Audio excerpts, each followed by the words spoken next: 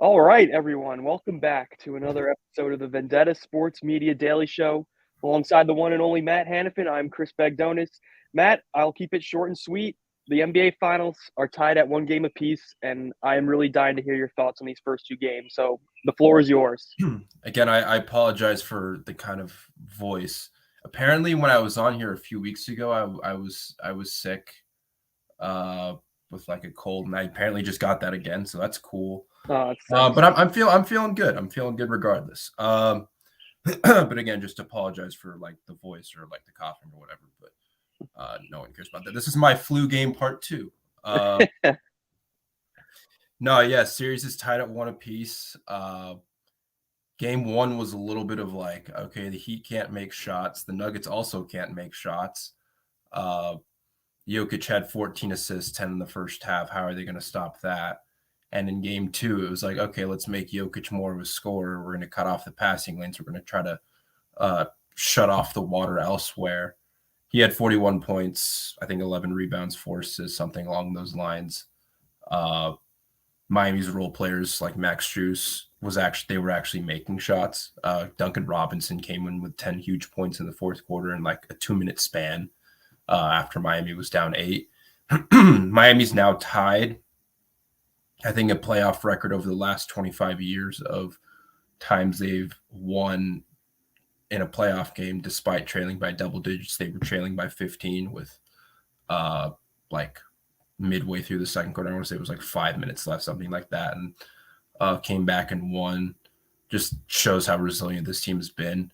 It was a weird game too because Miami got out to that kind of hot start, and it was just like, okay, like Max and Gabe hit, I think, like 4 or 5 of Miami's first like 7 baskets. Max started 4-4 from deep. Gabe was knocking down a couple pull-up jumpers, and it was just like, okay, like Miami's obviously off to a much better start. They get out to, I think, like an 11-point lead. They were up like 26-15, and then all of a sudden Denver's just like, oh, like we're just gonna like start making baskets and scoring points now. And they went on like a 33-9 run just like that. And a lot of that was also during the non-Jokic minutes too, which was a little bit infuriating. It's just like, okay, you're supposed to win these minutes. But the funniest part about all of that was Miami actually did win in the Jokic minutes. He finished a minus 11, I believe. Yeah, he was a minus 11. Despite losing those non-Jokic minutes, and it's just like, okay, that's a little bit of like, I don't know how much to expect of that the rest of the series. But I mean, it's been an interesting 2 games. I like the adjustment Miami made with putting Kevin Love in the starting lineup. I didn't think he was very impactful offensively, but he was just a bigger body defensively. And like Aaron Gordon got out to like 12 quick points in game one, specifically because he was taking advantage of mismatches when Gabe Vincent was on him, or Max Strus or Caleb Martin, when like there was different cross matches that he was getting locked into, and he was establishing deep steals. And Kevin Love was just a bigger body, and he couldn't really take advantage of that mismatch as much. And Miami wasn't really foregoing anything to have that mismatch on Aaron Gordon. And so, I mean, that was important. He was just a bigger body. Like when guys would drive to the lane, he's a bigger body to contest those shots near or around the rim. And so that's also just a benefit of having Kevin Love in that starting lineup. He had that one outlet pass to Bam. It was either in the second or third quarter that drew a clear path foul. That's impactful. And then I also like what Miami's done. Like the thing with Eric Spoelstra and this Heat team, what they do is like, then they play zone, but it's not your standard college, high school ass 2-3 zone that teams love to play, where they just stand in around one spot and kind of just go about it that way. Like, no, it's a weird shaped. There's really no defined shape to the zone. I mean, they'll kind of sink in. They'll start in a 2-2-1 press a decent amount of time, and then they'll sink back to either like a 1-1-3 or a 2-3. But they also have their wings. Those bottom two wings play up depending on if anyone's in that corner. And it just felt like it's flustered Denver like for throughout both of these games in different spurts, I guess. But because there was a couple times late in that game where they were able to get it to Jokic deep into the paint, he was able to get some easy baskets. But regardless, like it still feels like they're kind of like nothing suggests this entire series that you should play zone against the Denver Nuggets. I mean, they have Kentavious Caldwell Pope. They have, I mean, Bruce Brown's kind of like a zone killer in his own right with how he's able to get in the middle and then sometimes to spot up shooting, like Michael Porter Jr., Jamal Murray, like obviously Nikola Jokic, who once you get it to him in the middle, he can make any single play possible, whether it's him hitting a floater layup or he passing out to an open shooter, like, or even like a cutter, like an Aaron Gordon or someone along those lines. It's just there's nothing that suggested that Miami should like play zone at all this series. And it feels like whenever they've played zone, it's somewhat worked. And so it's just like, I don't know how, again, it's just a weird thing. I don't know how much I'm supposed to expect of that the rest of the series. But it's certainly been an interesting development through these first two games. And again, it's only the first two games. And so there's going to be adjustments made by both sides the rest of the series. I don't expect Michael Porter Jr. and Kentavious Caldwell Pope to shoot poorly again, but at the same time, those are two guys who have excelled at home this postseason, and in both of their home games, they haven't really gotten going. Especially Michael Porter Jr., who just had a bad game on both sides of the floor in game two. I mean, I'm not necessarily sure why Spo's playing Cody Zeller as much as he is. Unfortunately, this goes back to my argument of like, yeah, at some point, people from the fan base are always going to criticize the coach or the GM, no matter what, no matter how good he is. That's me with Cody Zeller right now, or me with Spo about Cody Zeller. Like he's getting 8 minutes. Why is he getting 8 minutes? I don't exactly know why. I'm just glad Bam is now getting 40 minutes, but it's just like, this is just not the Cody Zeller series. I don't think any of these last 2 or 3 series have been the Cody Zeller series personally. I would rather roll with Haywood Highsmith, who only got 6 minutes for some odd reason, or Kevin Love as their backup 5. But it's also just weird, the substitution pattern, because it's like Jokic will usually play the entire first quarter and sit for the first, 4, 5, 6 minutes of the second quarter. Why is Bam coming out with like 4 minutes left in the first quarter and putting Cody Zeller in with Jokic for that finals? Like it always just feels like that's just, even no matter how much you're up. I mean, that's how Miami lost momentum at the end of the first quarter in game 2. It was just like, okay, they're up, I think 9, 11, like around that like margin. And then all of a sudden Cody Zeller comes in the game. Not to say it's all Cody Zeller's fault, because it's not, but it doesn't help that he's being put in the situation where he's having to defend Nikola Jokic every single possession. And I mean, he's just not much of a factor offensively or defensively to kind of justify those minutes. And so that's where it's just like, I don't exactly know the plan here. And like he was a minus 14 in 8 minutes. I'm looking at it right now. And it's just like, I don't get this at all. But that's just me, dumb spectator brain. I don't know if I would need to personally ask Eric, and I don't have that power to do so, but it's just like, why exactly is he getting these minutes? I know at some point you're going to need to give Bam a rest, but I don't think Cody Zeller is the option for that. And speaking of Bam, I mean, again, I'm going in seven different directions here. I want to hear it all, Matt. Keep going. Bam has been the best player in the series, at least for Miami. Not for everyone, but for Miami, he's been their best player of the series. And I don't know if it's been particularly close. I mean, he's averaging like 24, 11, and 5 or something like that through these first 2 games while having to defend Nikola Jokic every possession. Again, the thing I was talking about with Germani, and I talked about this with Jerry too, is like Bam is going to make it hard on Nikola. He's not going to stop Nikola, but he's going to make it hard on him just with like the physicality. Like, yeah, he might be 6'8", 6'9", but he's still a very strong physical player. He's not going to just give his ground to give his ground. Like, he's going to make him work for it. And I think Bam's done a really good job of that this series, while also at certain points having to contain the Michael Porter Jr.'s or the Jamal Murray's. I mean, not very often, but there's times where he'll get switched on to him. And I just love everything that I've seen from Bam. And then even like on the playmaking side, like something Miami did in the second half of game 2 was they kind of just went to Bam in the high post, and they had like whether it was back screens or pin downs or whatnot, he was playmaking out of that high post, and that's something that they did in the beginning of the Boston series that really helped them. And it's something that I want them to keep doing, obviously. And it's harder to do it with Jokic in the game because Jokic will just kind of sit in the paint and just cut off all those easy passing lanes to the rim.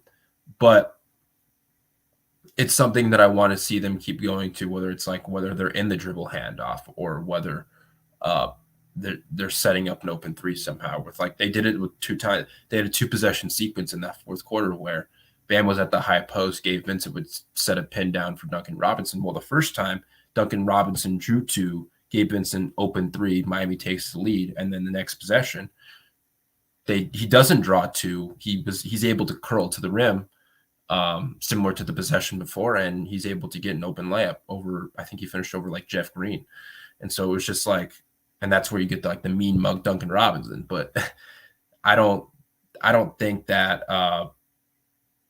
I think that like that's something they need to go to throughout the series. And again, I've been talking here for I don't know how long, and I sound like crap. So what do you think? Don't be silly. Don't be silly.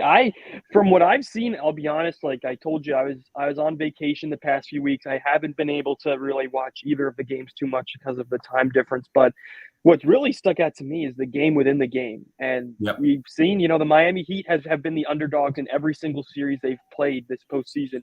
But to what you just said, we see the mean mug from Duncan Robinson. We see the side eye from Gabe Vincent after he drains a corner three. Yep. I think they are just playing with unprecedented confidence. They kind of have just really embraced this mentality of being like, all right, keep betting against us and you'll just, F around and find out. You know what I mean? Like that's just kind of been their whole motto. And I think it's helped them out so tremendously because with a team like Denver, I think, if Miami wasn't, so confident, I feel like that would be kind of Denver sniffing blood in the water, just saying, if Miami was more like, oh crap, we're kind of screwed, and they are about as far away from that point, I think, as we've seen this entire playoffs, that they're just kind of just stepping right into this role of, being the underdogs. I think we've seen it in the press conferences, and especially now that we're heading back to Miami. Other than the Boston series, they were undefeated on home court, and obviously, better than most that the American Airlines is one of the loudest buildings in the NBA this time of year, and I personally can't wait for it. And I'd even wager that Bam is doing a better job on Jokic than Anthony Davis did in the Western Conference Finals. Well, it's just again like the thing with Anthony Davis and Bam is they're two different defenders. Like Anthony Davis is more of like that rim protecting guy that needs to kind of be around the rim type defender, and that's not necessarily what Bam does. I mean, Bam can rim protect. I mean, his most famous, I should say. There's some notes from Trey there that he thinks we should both be sitting outside. I don't think I've thought about it, but I don't. The thing with that bothers me about like I'm in this weird neighborhood to where it's like, at least in my backyard, I'm surrounded by like 3 different houses, which is it's just a weird part, and like there's always some sort of noise that's just going on, like whether like someone's like working on their yard or like cars or something. Yeah, like there's always some like semblance of noise, and so I feel like I can never do it outside. Maybe in my front yard, but there's not really a place to sit. But regardless, back to what I was saying. What was I saying? Oh, Bam Adebayo. Bam. Yep. Bam can rim protect, but that he's more of like I'm more versatile. I'm gonna switch 1 through 5. I mean, they're both physical defenders. Like they can both hold up physically. So I guess that's the similarity between the two. But like the thing with the Lakers is what they did, at least at the beginning of the Nuggets series. It's like, okay, we're gonna have Rui Hachimura guard Nikola Jokic with kind of Anthony Davis is kind of like a help side, like roaming defender. And with Bam, it's like they can do that, but I think like the only time they do that is if they were in foul trouble or if like Bam was in foul trouble. And it's like, okay, I'll have Bam guard Nikola Jokic and Kevin Love on, or no, it'd be Bam on Aaron Gordon and Kevin Love and Nikola Jokic. But I don't I don't think that's something that they would go to unless if there's a situation where it's like, again, Bam's in foul trouble or like Bam gets switched down on the perimeter of something and they need to like do some sort of like scram switch or whatever. But uh, uh I think I just saw Trey's comment about an alien coming out of my window. Yeah. Uh, I could shut my blinds, but I'm not I going know to. this might be hard to see you if you shut those blinds. The only thing. I can turn on lights, whatever. Um, but yeah, I mean, they're two different defenders. And going back to your thing about like the confidence, like Gabe Vincent and Max Strus have always been two of like very, very confident shoots. Like I remember when Vincent came into the league, he wasn't efficient at all, but he was still jacking like it was nobody's business. And it used to frustrate me because it's just like, all right, this guy is just not a good shooter. Like, why is he taking all of these threes when he, at least in these limited opportunities, like it just doesn't make sense. But then he changed his form a little bit and he's now a 35-40% 3-point shooter. And like the same with Max, like Max has always been an incredibly confident player. And I used to make jokes like a year or two ago of being like, there's no defender that Max has ever seen when he shoots because he always gets so much lick and he's always just rising over everyone. Maybe not as much now as it was then, but I mean, he was, again, the thing that I wasn't worried about Miami's offense in game one was like, yeah, they scored 93 points. They were 13 of 39 from deep, but like they were missing open looks. And so it's like, from that perspective, I wasn't necessarily worried about them the rest of the series because it's like, if they get those to fall, they're in a good spot. And I think they took as many wide open or open threes in game two and then they did in game one. And guess what? They knocked down more of them. And so it's like that. They finished 50% from deep or about 50% from deep. And I don't know if that's going to be the case throughout the rest of the series. I think there's going to be like a happy medium there, but they're knocking down open shots. And that's kind of what they've done this entire postseason. And that's come from like the Gabe Vincents, the Max Struses of the world, the Caleb Martin, who hit a very clutch knockdown three to put him up 12 late in game two, despite really being quiet. Those are the only points. He's also playing sick, and so that's tough. Duncan Robinson hits a couple of threes. Like they have guys who can hit threes and hit open threes. And I mean, with Jimmy, like Jimmy hasn't been really that aggressive. Jimmy, and I think that ankle is just bothering him at this point.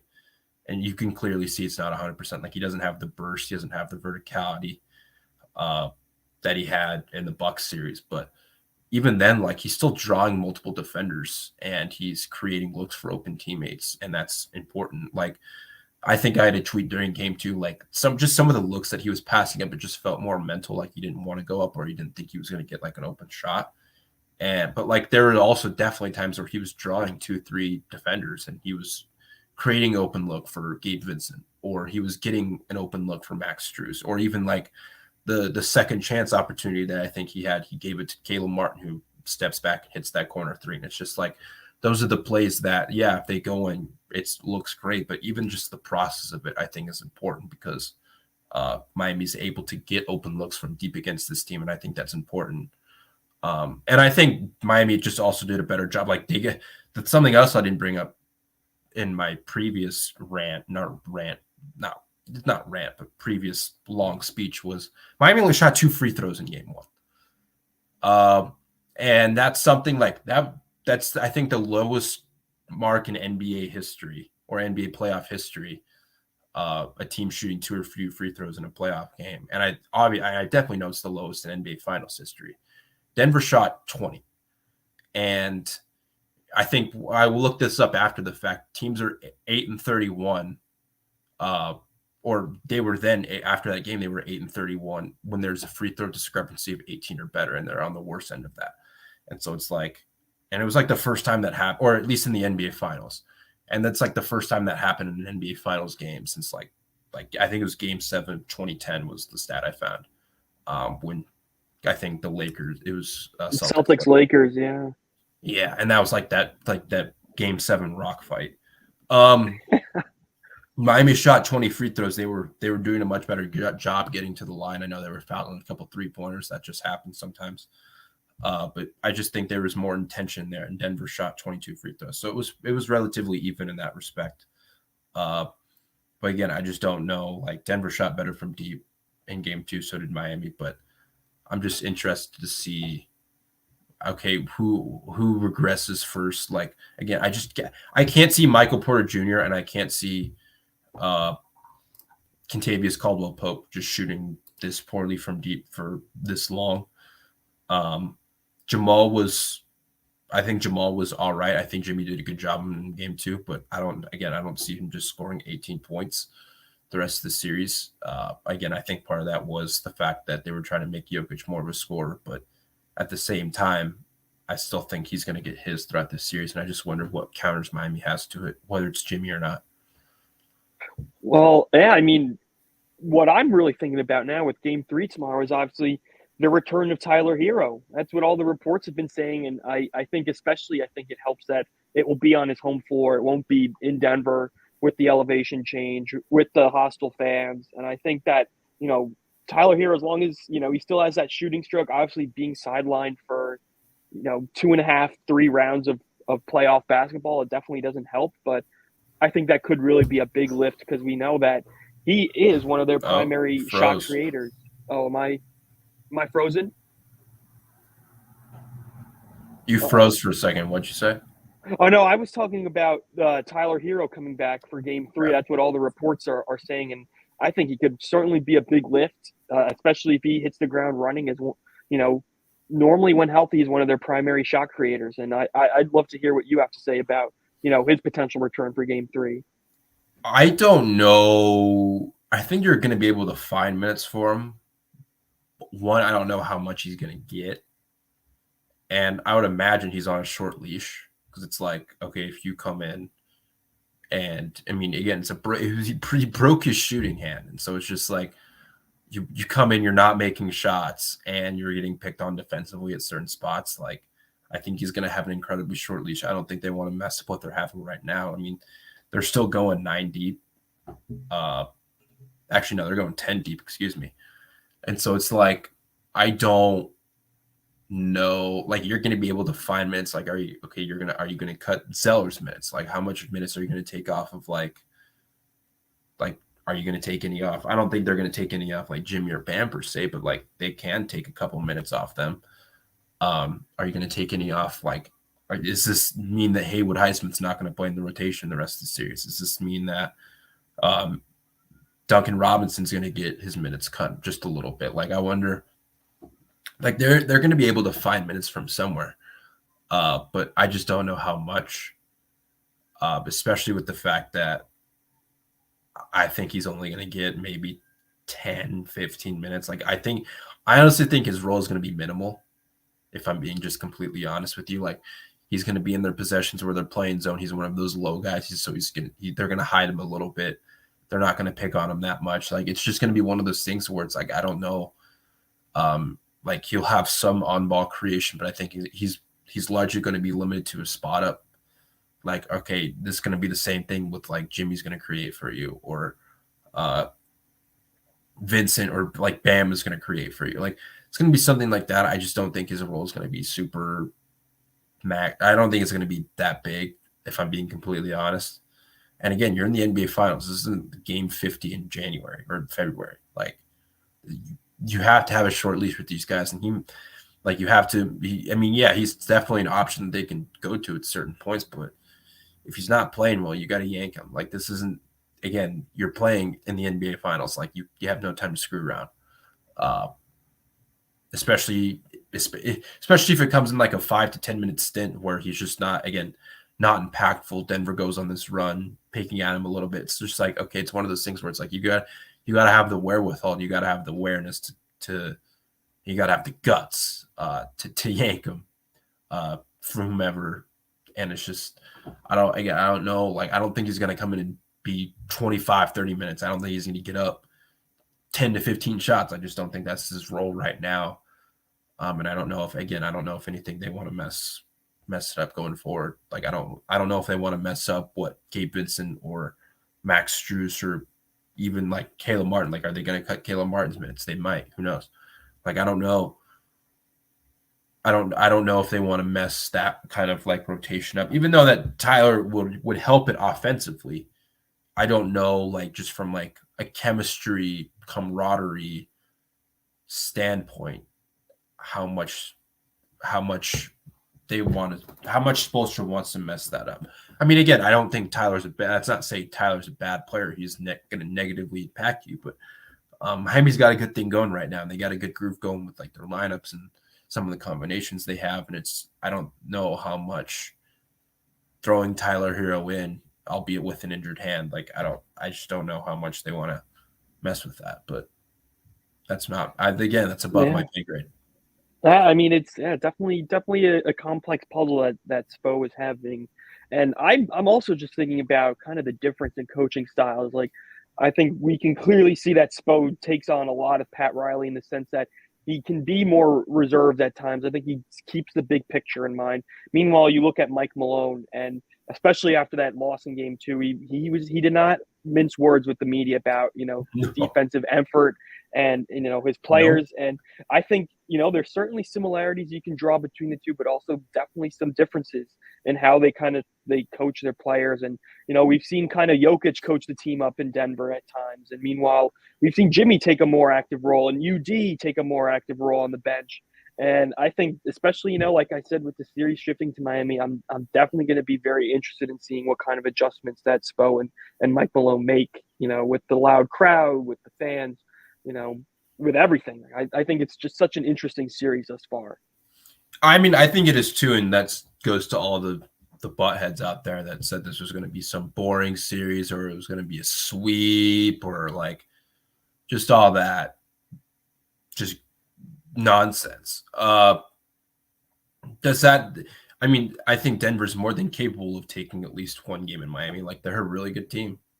They're a really good team, and so it's like it felt like Miami needed a lot to go their way in some respects in Game 2, and like with like the shooting variance and uh, Jamal Murray missing that shot that everyone and their grandmother thought was going in. At least I did. Like Denver's more than capable of winning at least one game in Miami. And even though Miami only has one loss at home this postseason, I still think that, or no, two losses. Right. Yeah. 4-6. Yeah. But Yeah. only two. That dumb Derek White tip and good thing I never have to think I'm about real. that. Forget it even happened. Uh, but like, I think, I hope Miami's able to get two. I wonder what adjustments that Malone has trying to get Jokic, trying to free up everyone else while also getting Jokic his, especially against Miami's zone, and like what kind of counters do they have to that? Because again, like I didn't feel like, at least from the times that they weren't getting the ball to Jokic 5 feet from the basket, I don't think there was many possessions that Denver was like excelling on with their process against Miami's zone. I don't think Miami's going to go to the zone a lot. I think they're going to do it a lot in the non-Jokic minutes and then some in the Jokic minutes late in the game. And that's kind of what they've done through these first two games. And it's just like, I also just wonder how Denver, again, the Michael Porter Jr.'s, the Kentavious Caldwell Popes. I mean, Christian Brown had had good minutes in Game 2, but things kind of fell apart for him in the fourth when he was trying to defend Duncan. Like what adjustments do they have playing on the road in a hostile environment? What kind of adjustments does Spoelstra have to those adjustments? Like, that's why I'm just interested for Game 3. Like, okay, like what's Denver going to come out with? How much is Miami going to play zone? Are they going to back away from it? How much is Miami going to press? Because I know they sometimes do like to press out of timeouts. They do like to press sometimes after free throws. Like they like to press in certain different situations. Like, okay, how's this all going to change? How are they going to try to? How is Malone going to try to defend? Like, are they going to try to defend Jimmy any different? Are they going to try to defend Bam any differently? I mean, Miami's been able to get those mid-range looks, and I think they're going to be able to throughout this entire series. But is there going to be a way where like they send that third defender quicker? And they've done that a couple of times. But like, are they going to consistently do it? Are they going to make Bam decision make when he's 15 feet from the basket and not 10 after he catches that pocket pass? Like what exactly are these adjustments going to be? Are they going to play Jokic higher up in the pick and roll when Jimmy's in the action, or are they going to kind of play him in that some semi deep drop that they sometimes like to do it in? And like, how is Miami going to attack that? Like, there's a bunch of different schematic things that I'm interested for. Like, are they going to keep? Are they going to? How often are they going to switch? Like, that was something that we saw in the second quarter of Game 2, where it's like Denver went to switching everything, or at least 1 through 4, and it really flatten Miami out. Like, are they going to go back to that? How exactly are they going to counter Miami trying to get downhill and trying to, again, create those work inside out? And these are just different things that I'm pondering in my head. Like, okay, how much is Denver going to do this in Game 2 or Game 3, excuse me, as opposed to Games 1 and 2? How often is Miami going to attack Jokic? Because I know when they weren't switching, or when they were switching, Miami wasn't directly going at Jokic. They were trying to get like Jeff Green and switches, and it's just like, I don't think this is a good idea. But how are they going to counterbalance each other? And that's something I'm interested in. Yeah, I mean, what I really was thinking about also is, I mean, clearly, like you said about that final shot in Game 2, I wonder how much more we're going to see Jimmy on Jamal Murray. And I think you talked about it, like, having Kevin Love in the starting lineup and then allowing Jimmy to switch onto Jamal. And I saw funny enough, I saw like little clips of like Draymond Green's podcast, and he had Steve Kerr on, and Steve Kerr put it best. They treated Jamal Murray like the head of the snake in Game 2, and I thought obviously it worked out masterfully for them. They got the win on the road, and I wonder, and then it makes you think, how is Mike Malone going to adjust to that? Who is he going to have out alongside Murray and Jokic? You know, is it going to be a taller lineup with Gordon and Porter, or is it going to be more shooters like KCP, Bruce Brown, and Brian Braun? And it's like you said, I think it's really going to be, it's starting to become a game of adjustments here as the series starts to get legs, and now, as I keep saying, how things are going to shift when it goes to Miami, because I feel like we're not going to see fluke games like we did in the Eastern Conference Finals with the Celtics. I think Miami's here to play, and they've been here to play. You know, they've been playing playoff basketball since the end of the regular season. Like, this is not new territory for them to have their backs against the wall at all. Oh, I mean, that's the weird thing about Miami is I've said before that they're bad front runners. Like when they're always ahead and they're always considered like the favorite, they don't play well. But then when they have their backs against the wall and everyone's counting them out, they seem to play at their best. And then I think with like I don't know if Boston was I don't think those were fluke games. I think just Boston, it goes to adjustments. I think Boston adjusted to them well.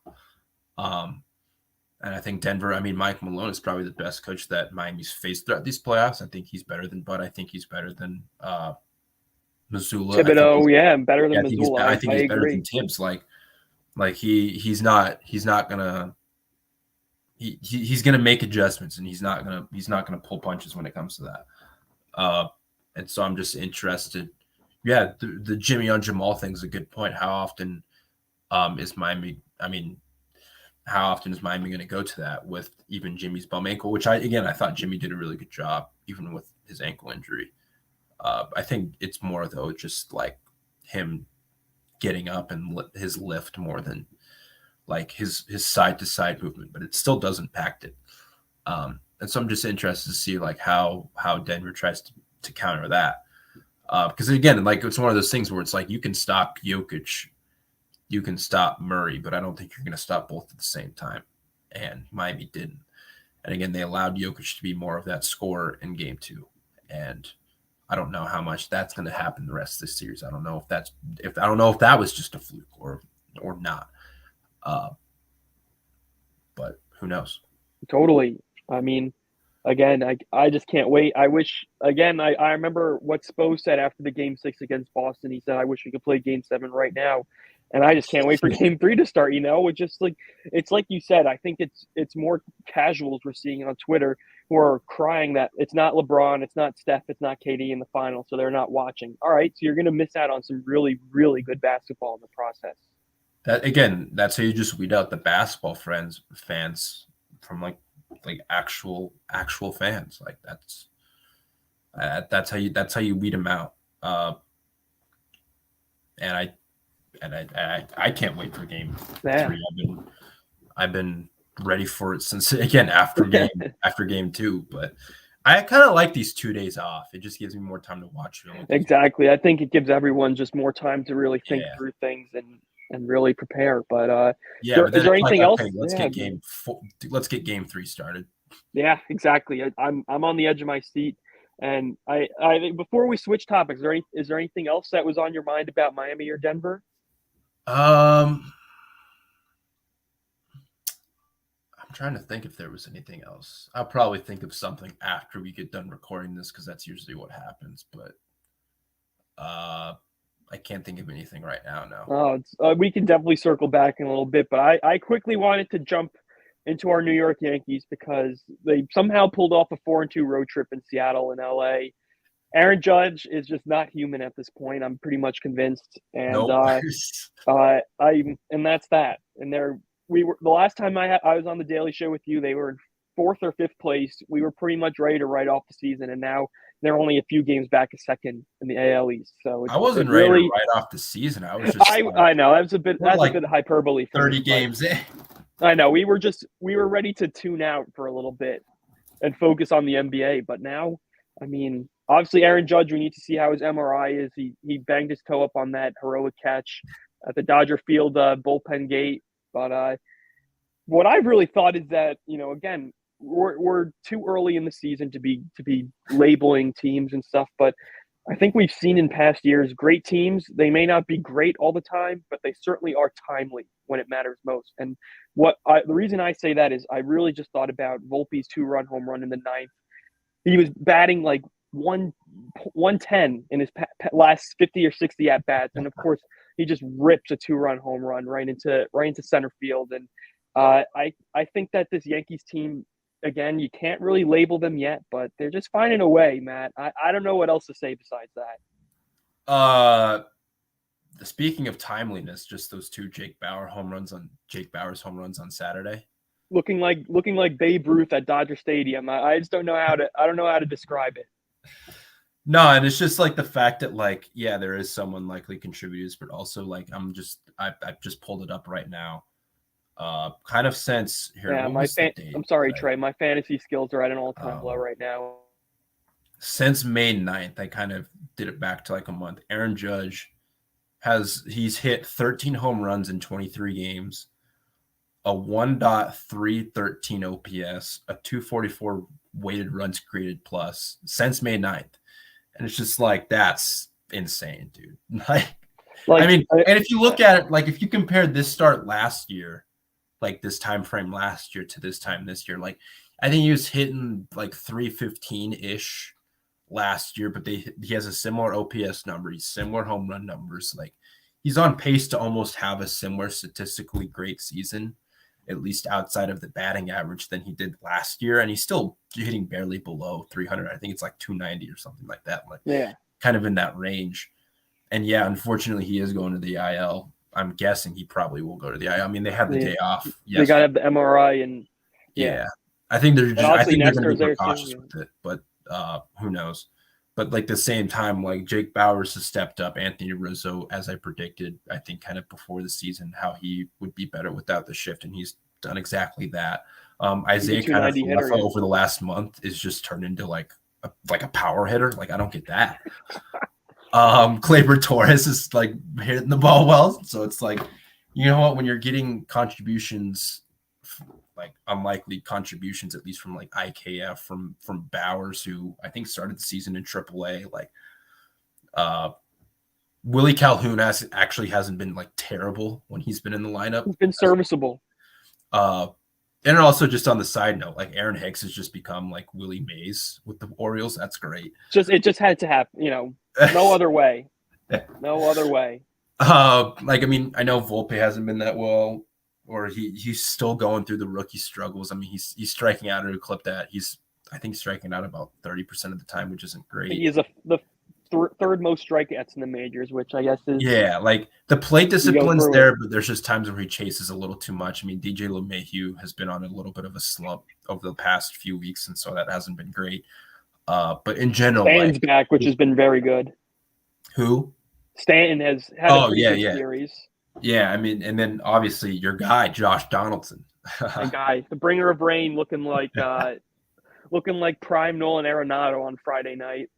Yeah, and so it's like, I mean, hopefully Judge isn't on the IL. Again, I just think they're going to be precautious with it. We've seen them do this before. I mean, it's going to be retroactive to Saturday as well. So it's not like he's going to be out for a long time. But again, it's Aaron Judge. I don't think you want to mess with it that much. And so especially if unless you're going to put him at DH, I just think they're going to be ultra precautious about this. And again, I think they start a 3-game series with the White Sox today, and then they have Boston this weekend. And so again, they had the day off yesterday, so maybe that gave it some time to heal. And that was just a tremendous catch. I've run out of words to say about him at this point. Run out of words. In general, I mean, this team's playing much better. I think when I looked at it this morning, outside of when they lost, 3 of 4 to Texas, maybe.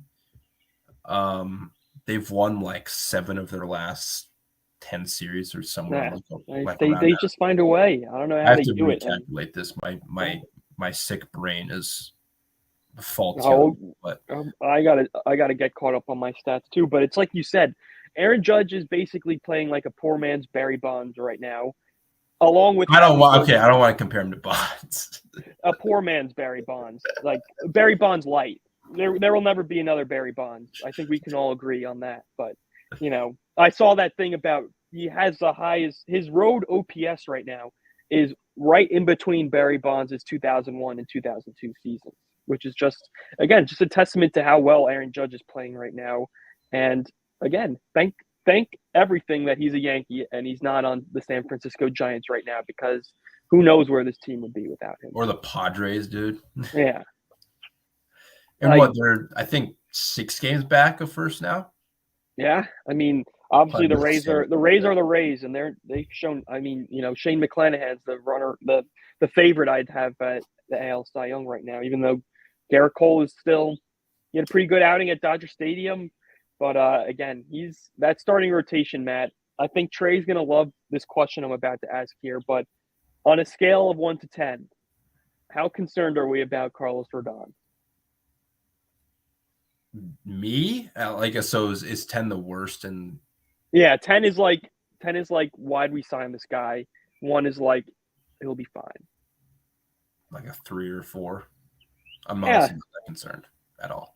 I think it's just if he's ready for the playoffs, and that's all that matters. If he can get a couple starts in June, maybe July, August, September, if he gets some starts, get ready for the playoffs. I think that's all we can kind of hope for now. Because we're at the 40% mark of the regular season pretty much. I mean, yeah, it's like he's going to be, I think, throwing this week? He's on his way back. And so it's like, unless if there's a big setback or he gets injured maybe 1 or 2 more times, then I'd be a little bit more worried. But right now it's like he doesn't have a history of backs are tricky. So maybe I should probably be a little more concerned than I am. But I'm not that concerned right now. I am with you there, because I will give a shout out to Domingo Germán. He actually had a very, very good showing at Dodger Stadium. He did. That curveball was not too easy to see for anyone except JD Martinez. JD Martinez has been on a freaking tear the last. Yeah, he's just dingers, man. I don't know what else to say. I'm just looking at so I'm looking at the standings right now. It's 6.5 back, not 6 back.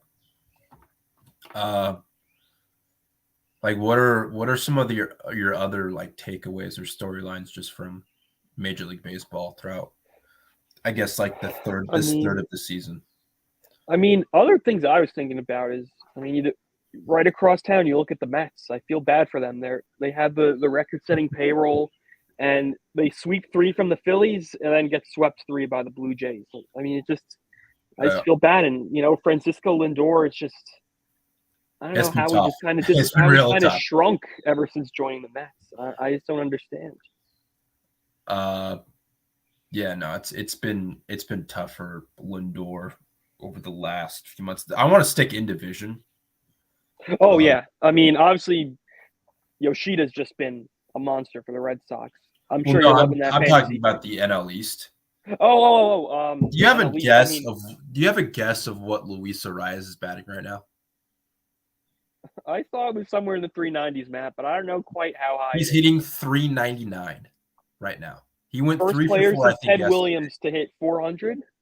Yeah, and so it's like he went 3 for 4 yesterday. He's up to 399 right now. I think he still has to hit like probably at least 400 the rest of the season to obviously get to 400 based on just mathematics. But he is spraying the ball just everywhere, and it's just like every single night you look and he's getting two, 2 hits a three game. hits, Like and he doesn't swing and miss, and it's this is just absurd, dude. Like I don't I saw understand something, Matt. He has 80 hits this season and 11 strikeouts. it. 80 hits to 11 strikeouts. That's Like I unheard don't of. want to say this is Tony Gwynn like, but this is like the modern day version of Tony Gwynn. Like this is Yeah, just insane, dude. this is unbelievable. Oh I man, mean, and the Marlins elsewhere, are 5 games I above mean, 500. Like their offense for years has been dormant, and now they have Luis Arias. they have I the mean, hitting Yuri champ. Perez has Yeah. been awesome. Eduardo Cabrera has had his moments. Sandy's still struggled a little bit, but uh, Jazz is like doing his Jesus thing, I guess, in Luzardo, I center like. field. Like they have some dudes in the rotation. But now it's like the Miami Mart, like Jorge Soler has been, he just smacks dingers every single time he's up at the plate. And then obviously Luis Arias, what he's done, like this team might actually be like a playoff team They're fun. until They are at the very least they're a hell of a fun watch in this days Major League Baseball. But I mean elsewhere in the NL East, Ronald Acuna is just a yeah, man on fire. I was saying in the Slack that the MVP race between him and Mookie Betts is going to be something to watch. yeah, But yeah. I mean, who else could? I mean, there's obviously other MVP candidates. I mean, Trey Turner's starting to heat up for the Phillies. He is so far from the MVP candidate right now, dude. But His on base percentage is like 290. I know. He's got to have a big summer if he wants to jump into that discussion. Massive summer. He's nowhere close to it. Yeah, nowhere close. But I mean, right now it's Mookie and Acuna. I mean, you could. I mean, I guess obviously Arias is great, but I don't I'd have think to think. he'd have to do. The Marlins would have to do a little more winning for him to really enter the discussion. Yeah. No, but I mean, looking at Acuna, yeah, 331, 407 on base, 970 OPS, 12 homers, 32 RBIs. I think leads the NL in stolen bases with 26. Like, It's unbelievable. Off an ACL surgery, this guy is just yeah. unbelievable. Is he going to steal like 60 bags and hit 30 home runs? Like, is that going to be a thing? Is that a possibility? I mean, you can't. I mean, the sky's the limit for this guy. You really can't discount anything.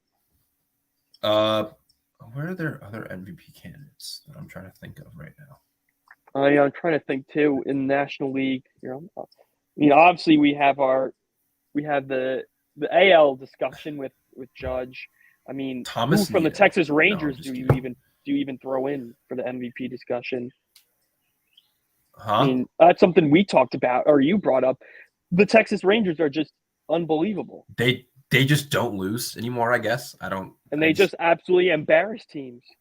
They have a higher run differential now than the Rays. Their run differential is Unbelievable. 153. The Rays is 125. I mean, I know they cooled off a little bit, but like they're just beating the hell out of teams. I mean, they won this is last with night 5-4. Or no, it was 4-3. And then like over the weekend, they just completely who they decimated the Mariners. It was the Mariners, that's right. And this is with Jacob deGrom on the 60-day IL now. Yeah. I mean, it helps that John Gray. I mean, it helps that Nathan Eovaldi, like, if we want to talk about like Just turn back the time machine. he actually might be like the leader for the Cy Young vote, or like at least up there. He's in the top 5. Right. And I mean, Josh Jung is just unbelievable. Josh Young he's probably, speaking of award, he's probably the AL Rookie of the Year. If I were to like at the end of the day, he's unbelievable. Again, like Marcus Semien, Nathaniel Lowe, Adolis Garcia, Corey Seager, and all of them. Corey Seager, like they have a bunch of dudes who are just hitting. They have a murderer's row right now. I think you got to give it to them. Uh, I don't know how much of this is like the Bruce Bochy effect, but like, I mean, again, when you have Nathan Eovaldi, John Gray, Martin Perez had a good outing yesterday. Like Andrew Heaney isn't like isn't terrible, or he hasn't been terrible. Like Dane Dunning, who's pitching today, has been pitching well. Like again, they have a good rotation. Their bullpen has been good. Will Smith has like kind of turned back the clock as a closer. Right. Jose Leclerc is still nasty. Like they have again, they have They have dudes, guys, yeah. and that there's a reason why they're 19 games above 500 and 3.5 ahead of the Astros for the lead in the AL West. Who, by the way, the Astros are like scorching hot. They've won 24 of their last 30. After their like really kind of sluggish start. I mean, we were talking about before how they had a little bit of a hangover. Now, again, they're a team that's knocking on the doorsteps for leading the AL West. And that's going to be somewhat of a fun division race. I mean, I thought it was going to be the Mariners before the season, but the Mariners still can't really get off the schneid. I mean, their rotation's been really good, but the lineup just hasn't put it together yet. I mean, Julio Rodriguez has been better, but like they have a strikeout problem though. I saw that strikeout problems. Yeah. Yeah, no, the strikeout problem. Yeah, Kalinic, Julio, like Cal Raleigh. Like, I mean, yeah. And then obviously in that division, the Angels are the Angels. Sadly, even though Trout and Ohtani are just world beaters, they still can't get out of their own way. It's just so painful to watch. Yeah, I was talking about this with a friend the other day. Like, he was asking about like because he doesn't really watch baseball. But he was asking about like Ohtani, and he was asking about Trout, and I was just like, yeah, like they're on the Angels, and like the team isn't even good. And he was like, wait, what? And I was like, yeah, dude, like they're not a good team outside of Trout and Ohtani because it's like it's not basketball. You need a bullpen, you need a rotation, and it's like they don't have much of that. I mean, like. One guy who I'm going to talk, spoiler alert, the power rankings are coming out today. Please go check that out on vendettasportsmedia.com. But one guy I mentioned was Mickey Moniak, who has like a 1. OPS, and he was a former number 1 overall pick for the Phillies. The Phillies traded him in the Brandon Marsh deal, I think, and he's also he shined this year. But like even like outside of that, like Hunter Renfroe and Taylor Ward, yeah, they've cooled off a little bit, like. Patrick Sandoval and Reed Detmers have been like okay. Like they've obviously had their moments. I mean, Shohei hasn't pitched well at all lately.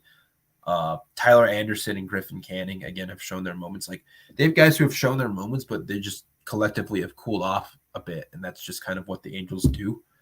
And so that in and of itself isn't really like too surprising. And then like another team I want to talk about. Where are they at? The Diamondbacks. Oh yeah, man. Awesome story.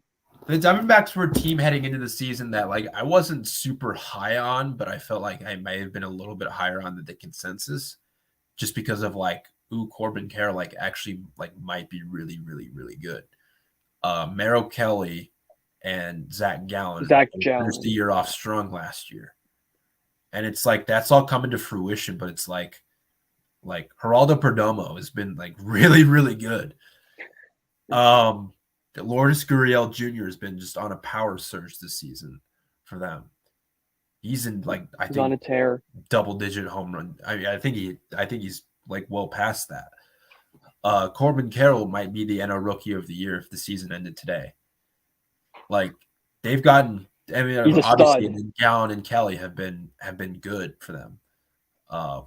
I know they have some young arms that they're still trying to work into the rotation, but like that team, their offense has been, I think, like pretty dang solid throughout the season, and they're neck and neck with the Dodgers right now. Yeah, and I mean, I think they lead the NL Central? Oh no, they're tied with them. I think they might lead the NL West now, or not. Why did I say the NL Central? What am I talking about? No, the NL West. They're tied with the Dodgers for first. They're both 35 and 25. But this was just a start that I didn't really expect from the Diamondbacks. Like Ketel Marte has also been good. Like they've had guys who like again played well, and it's I guess kind of cool to see just from like an outsider's perspective. Totally. I think it's just great, and especially for a team that has definitely had some lean and mean years. Especially, the nice story in 2017 with JD Martinez. Obviously, ever since they shipped him out to Boston, he was the Diamondbacks have had some tough years. But I'm very happy to see that youth movement starting to get some legs. And hey, at least it's just not the Dodgers steamrolling the NL West like they do every year. Even Not though yet. I guess not yet. I know Not yet. I think it's we're only inevitably about a going to third happen at through. some point. Of course, because that's just how it is now. Grass is green, sky is blue, and the Dodgers own the NL West. Yeah. But I know we're closing in on the hour mark, Matt. I quickly just wanted to touch on the Matt Hanifin Stanley Cup final between the 305 Yeah. Florida Panthers and the Vegas Golden Knights. It has not been a very even series so far in those first two games. Nope. And I will preface by saying that I am rooting for the Panthers. That is I am rooting, and it has not gone well. Although again, for me it doesn't really matter who wins either. you're playing with house money. Yeah, I'm playing with how it's like it doesn't really matter. Like it doesn't really matter who wins for me. Like I'm okay either way.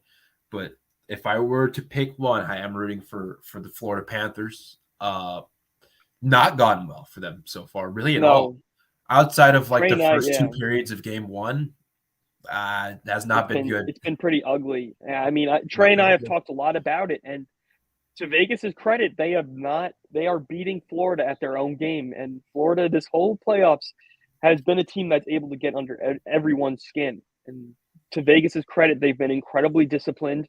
They have seen the antics that Kachuk and the others have tried to push on them, and well, they're holding it strong, and obviously the offense for Vegas has just been absolutely video game for these first two. I think they broke the record for the most goals scored through the first two games of a Cup final with 12. And obviously, Florida's going to need all the help they can get with their home crowd. And for Game 3, I think it's going to be Thursday. I think like the NBA Finals are going to have a two-game kind of layover, and I don't know. I feel like Vegas is going to take at least one game in Florida, and I don't know. I mean, you may have seen in the NHL Slack. I think Trey, if there is a closeout Game 5 in Vegas, I think Trey is going to try and be there to watch it in person. Ooh, that would be cool. That would be That would be awesome. That would be cool. very cool. Wasn't But it? yeah, like Who was it that was the guy that went from the Panthers to the Knights? And Marshall, Riley. There's two guys, Marchessault and Riley. Marchessault, first of all, is Marshall. That's absolutely how you lighting pronounce them his name. up right now. Yeah, Marchessault. He's absolutely lighting them up right Marshall. now. And also another guy, Riley Smith. Okay. They have two guys. Yeah, because that jump ship. Marshall had, I think he's had 4 points over these first two games. He's lighting them up right It feels now. like he's lighting up his old team, and that's just like some like semblance of poetic justice. And so Yep. that's funny. I mean, And how has Smith been in your Smith's opinion? been good. Smith's been like he's not like one of their top guns, but he's been playing his role really well. I think he has definitely been getting involved in the act a little bit with some goals and just being on the ice when they score. And again, you don't need to give them any added motivation. The fact that the Panthers pretty much gave up on them and said, "Here, you're surplus to what we have. Have fun in Vegas," and they said, "All right." I We're know having it's fun been in a Vegas. difficult 2 games for Bobrovsky. Do you think that, Yes. especially after he's been on a heater throughout these entire playoffs, do you think there's going to be like a goalie change, or do you think that I think he'll be better. Just he'll regress I mean, a little bit. it's But do you think, just like, especially in Florida, these next 2 games, like, how do you think this ultimately plays out I think for him it's at so least? tough because especially in the playoffs in hockey with goaltending, you're hot as long as you're hot. And I think it really killed the Panthers to have that such a long layoff after they swept Carolina. Yeah. And they just had to watch Vegas. And obviously, like you said, Bobrovsky was playing the best hockey of his life. And again, if the Cup Finals started the day after they swept Carolina, I think Bobrovsky would still be red hot. But the fact that they had to wait, Trey wants me to throw a bag donuts jinx on the Panthers, but I'm already jinxing him by rooting for him. I think that's the Hannafin jinx, deal. Trey. Don't worry. You have the Hannafin jinx. Yeah, you But have the Matt Mush or whatever. I don't even know what to call it. Like I mean, I jinx everything. It's okay. I definitely jinx the Panthers though. I will say that much. But Did you're you have the playing with Panthers house winning the money. series? I mean, we just hit the hour mark, but it's like I think goaltending is so difficult. And then you see on Vegas they have Aiden Hill, who basically before this point was kind of a nobody in the NHL, kind of bounced around San Jose and other places, but now he's shut the door for the Golden Knights. And I've talked a lot with Trey about it, and they could very easily reload next year as long as they get Ivan Barbashev back and have their answering goal. I don't really see anyone stopping Vegas from getting back to the final next year and beyond. But I'm Should I happy root for because Vegas now there's for the next parity in 2 both years? the NBA and NHL, which you don't see very often. You see the same teams pretty much winning it every year. But again, I'm happy for that. Anything else you got, Matt? Anything else on your mind? Something else I quickly want to touch on because this came across my news desk because I was waking up this morning and I was like, "Ooh, this is a fun story." Isaiah Rogers Oh my potentially gosh, getting popped for gambling betting in the NFL. He bet, I think it was 100 games, and it was between like 25 to $50 for each of these games. I'm trying to like find it right now, but yeah, most of the bets were in $25 to $50 range, although it was approximately 100 bets were placed on his betting account. I don't think they listed the sports book. This is from ESPN that I'm reading this on, by the way. Approximately 100 bets, including Colts games. This guy's in the last year of his rookie contract. so brutal. This was a story this morning that I was like, oh, this guy's just like me. One of those weird athletes moments where it's like, oh wow, he actually might be just like me. Except I don't bet $25 to $50 on games. I'm a cheapskate. I bet very low. I do $5 bets only, Matt. Don't you worry. I'm on the $5. I'm on the $5 betting bargain bin. I see. I'm lower than that. Half the time, it's like for me, it's like $2 to $3. Like I don't usually. I'm like very low. And then the worst thing is, Matt, I'll take $5 and then I'll just create some absolutely convoluted parlay that I'm like, yeah, it's got to be a lock. Like, there's no way. Like, I'm getting some ice cream tonight on the house, and then just no, never. There was one. I want to say it was a couple weeks ago. There was one like Friday or Saturday night where it's just like, I'm gonna go like 4 or 5 legs deep on like a baseball parlay, and I hit all the legs, and it was like, I bet like $3 on it and got like near like a $25 return. I was like, that's hey, a listen, win right there. That's a win. I'm buying myself some. I'm buying myself. I'm a good soda or something. I don't even remember. Exactly. Just if I'm a winner, I'll get a good ice cream cone. Yeah, exactly, man. But I really need to delete all the sports books off my phone before I really create more serious problems for myself. But again, any closing thoughts you have besides go Heat, go Panthers? I'd say maybe should I root for Vegas to make this a fun series over the next couple of games? I don't know. Should I? I mean, I'll root for Florida. Trey wants here. I'll put it back up. The Florida Panthers are coming back. There you go. Did you have them winning the series beforehand? I had no bets, but internally, I just thought that they were playing with so much swagger and confidence, like the Heat, that I thought they'd get it done. But have I been so woefully wrong through the first 2 games? But listen, yeah, man. Bobrovsky can get hot, man. You don't know. Exactly. Catch lightning in a bottle, and then it's a brand new series. It's in Florida, so maybe there is some. Yeah, back in the 305. We'll get some 305 magic. And then in the 305. I think it's actually like in like Sunrise. I don't know. Yeah, it's like I think it's like 40 minutes outside of Miami. Okay. If it's not the 305, then that's just weird, but who cares? Who cares? South Florida. Do you have any thoughts? Closing thoughts? I mean, I'm just saying, let's go Yankees. Aaron Judge. I will give you my toes if you need them. And I've broken my toe before. It's not fun. No, it's not. He kept fun. saying, I saw his press conference. He's like, I mean, I don't know if it's broken. Like, it feels kind of weird, but I guess if it's broken, it's broken. And I'm like, come on, Arson, don't say that. But that's all I've got. for this daily show.